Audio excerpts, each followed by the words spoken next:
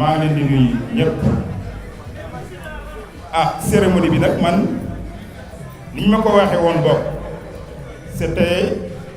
une visite de chantier monsieur Seck moo tax booba tey maa ngi xaar pour ñu yéeg ñu def le tour xëy na ça se fera mais d'ores et déjà je tiens à remercier mon élève, l'élève de l'école, l'enfant de la ville de Thiès qui a pensé à un retour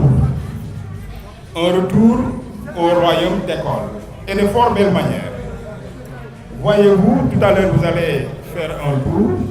le cadre a véritablement changé et en bien. Et au profit des élèves, au profit de l'équipe enseignante. Wa Malick Kayré, asalaamaaleykum mbooloo ñi nga xam ne ñoo dëkk Randoulène tey en tant que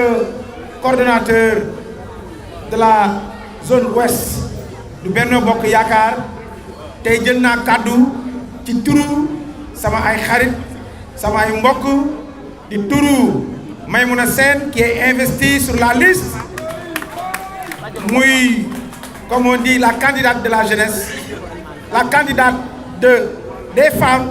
te xam naa ne ku am jeunesse am femme li ngay soxla dootul dese lu bari pour nga am lépp parce que ñooñu ñooy engagement ñooñu ñooy élection et au nom de Demba Diouf qui est également un responsable boo xamante ne ba fi dara newul ci parti bi moo fi nekkoon te Olof Njaay nee na su la lekkee alom na ko gërëmee coy su yëf yi neexee tey ñi fi nekkoon démb tax moo tax mu neex ba ñu meex bees ku nekk daw ñëw moo tax ñi ngi leen koy santé di leen ko gërëm di nag rafetlu la présence de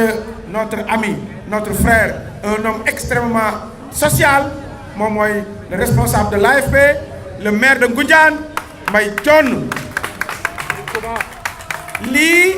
moom mooy wane que Benno Bokk Yaakaar du wax kese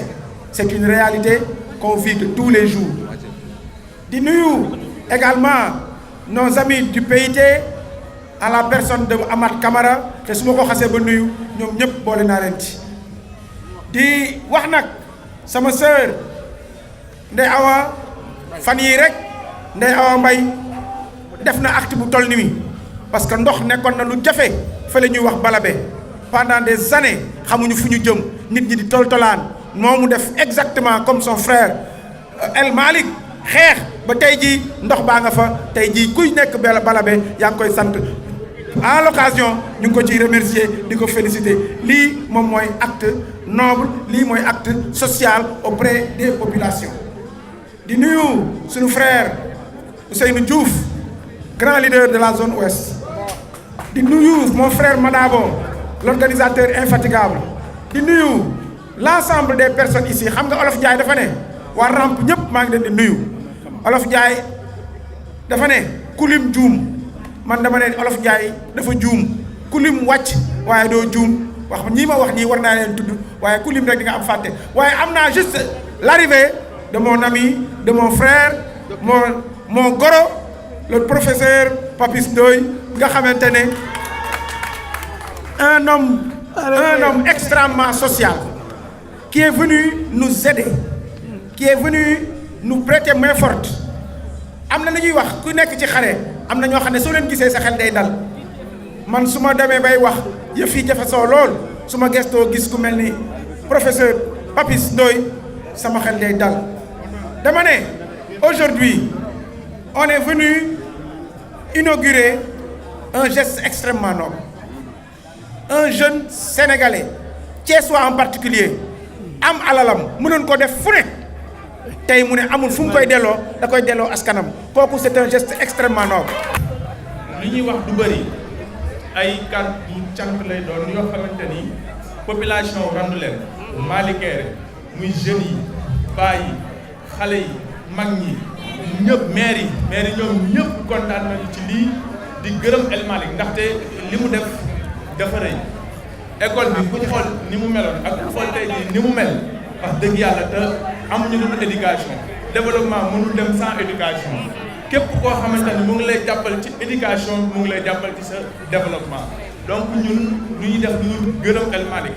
di ko wax ni ko rendu leen kontaan nañu ci lii. di féliciter trop El Malick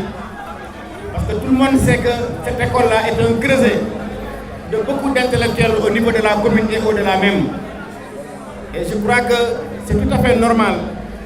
qu'en tant qu'ancien élève qu'il puisse donner un exemple. Parce que xam ngeen ni am réew bu ñu ko bëggee soqali le président Macky Sall dès son accession à la magistrature suprême a tenu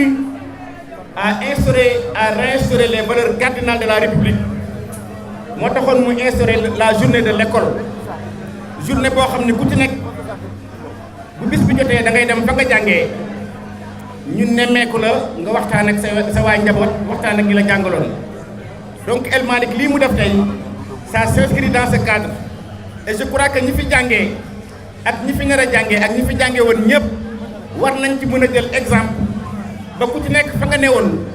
soqali ko parce que xale yi nañ am ñoom ñooy avenir u ëllëg mënuñu construire une nation forte sans pour autant connaître nos enfants. El Malick grand merci et félicitations. docteur ak Demba wax nañ li am solo mënuñu lu dul ñaanal yàlla El Malick parce que lu mel ni gis naa suñu grand frère Bara Tall def ko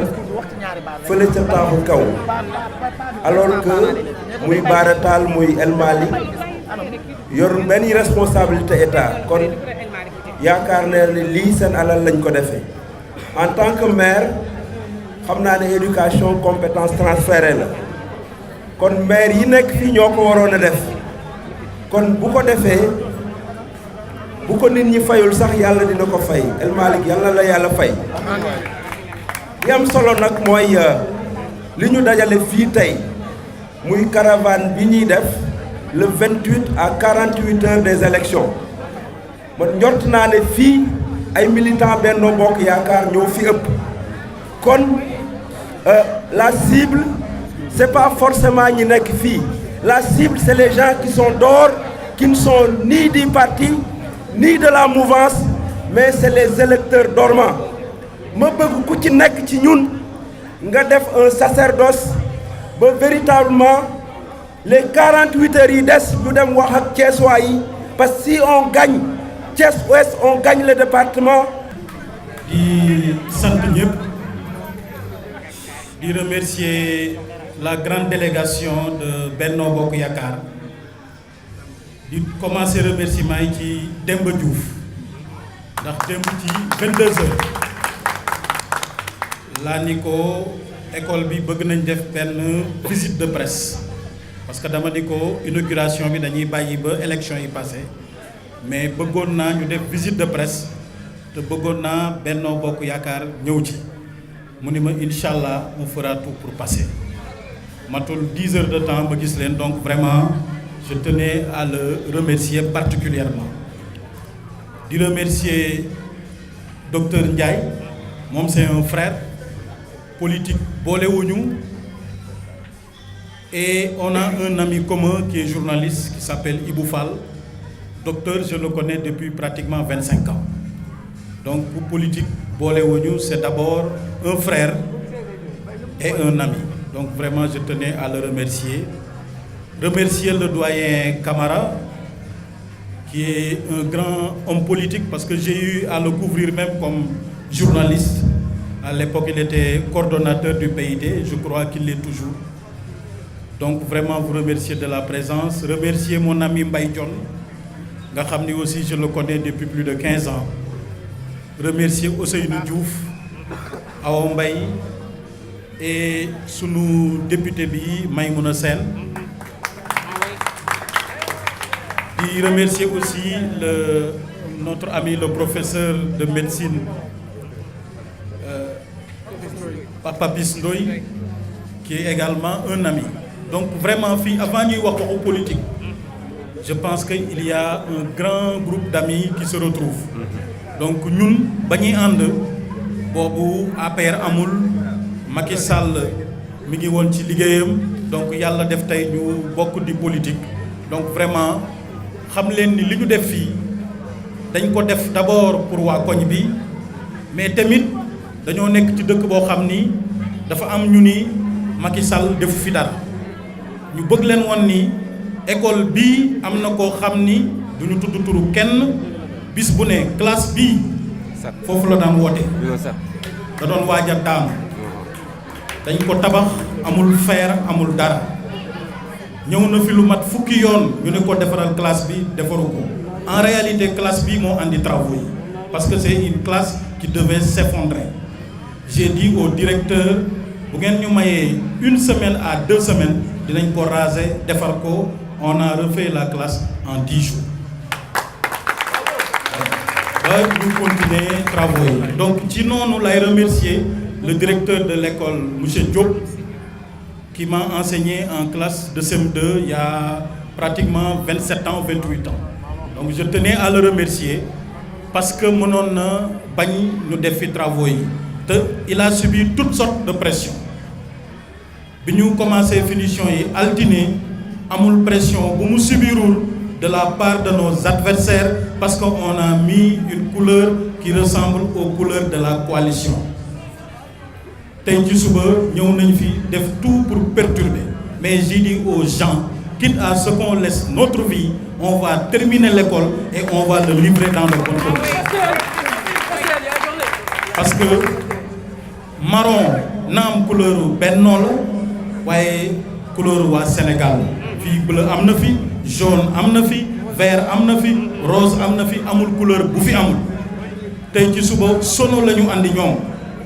pour di ñu saaga mais j'ai dit aux gens ne répondez pas demb mi am na lu mu ci xam ndax am na lu mu ci dox bi donc pour vous dire que au-delà de l'aspect social école bii bu ñu ko defaree c'est pour montrer aux Thiessois que Macky Sall ak ñi mu àndal lépp lu ñu mën ñoo koy def fii biir Thiès programme Promoville am na cinéma amitié bii chantier lañ ko bàyyi woon Macky Sall moo ko yeggale université bi Macky Sall moo ko def les 2 grandes autoroutes muy autoroute Dakar ak Ila Touba Thiès lay am terminus et la ville sera à 7 kilomètres de l'aéroport donc on ne doit pas baisser la tête on a un bilan on doit le défendre. Et maintenant dire aux Thiessois que le président peut faire plus mais à condition aussi que politiquement ñu wóolu loolu il faut aussi qu'on ait le courage de le dire aux Thiessois qu'on ne doit pas baisser la tête. Donc vraiment je tenais à remercier tous les membres de Benno Bokk Yakaar. On doit gagner la commune de Thiès-Ouest et je l'ai dit au président la commune qui est à portée de main c'est Thiès-Ouest et on va la gagner. Donc loolu c'est le symbole et en politique les symboles sont importants. On gagne Thiès-Ouest et le département on remporte les 2. Donc vraiment je tenais à remercier Benno et moi je ne doute pas que quel que soit ce que les gens vont faire que la victoire à Thiès-Ouest est inévitable. Donc ma gërëm mon ami Samb parce que quand même travaux yi moom moo ko coordonné depuis pratiquement 6 mois avec mon frère Louis Seck nga xam ni aussi ci école bi la jàngee ñoom ñaar vraiment ñoo coordonné les travaux di remercier aussi les jeunes de Randoulène parce que ce matin suñu deful woon ñoom bouclier humain je pense que dinañ fekk école bi ay nit yàqu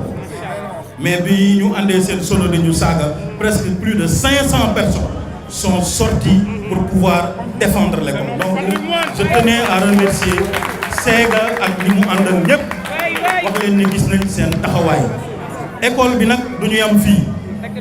def nañ rénovation bi soxlawul sax ñuy wax ñaata lañ ci def c'est pas l'argent qui est important mais c'est la satisfaction d'avoir fait cette école loolu moo ëpp solo bi année bi ubbee joxoon nañ xale yëpp fourniture je voudrais dire au directeur de l'école que dinañ jàpp ci entretien bi pour que l'école soit toujours propre et belle mais en plus de ça comme on a rénové l'école xale bu ne dinañ ko jox blouse da ngeen ñu wax couleur yi bu ngeen bëggee marron wala orange wala beneen xale yi ñu solal leen blouse voilà góor ñi mën nañoo sol orange jigéen ñi sol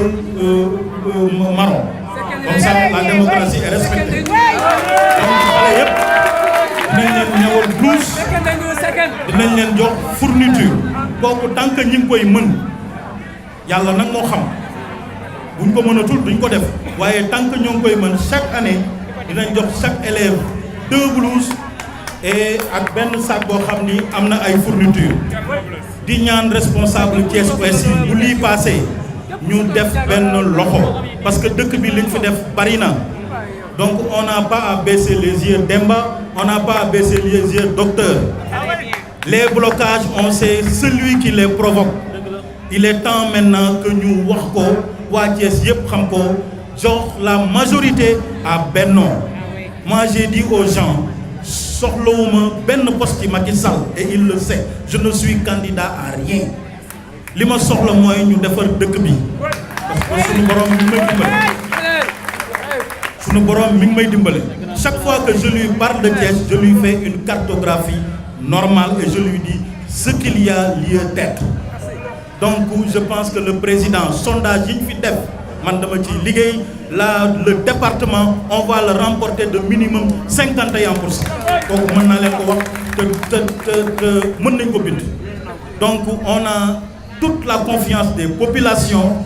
on ne doit pas reculer on n'a qu'à encadrer le vote les gens vont nous accuser de tous les maux mais on ne doit pas reculer donc on n'est pas dans une cérémonie politique bu ñu nekkoon fii 5000 personnes nekk fi mais j'ai dit aux gens vous amenez que les responsables ñu def une cérémonie sobre comme ça bu école ubbee ou après la victoire je pense que même altine mën nañoo ñëw fii fêter la victoire de Thiès Ouest ici dans cette école. Merci.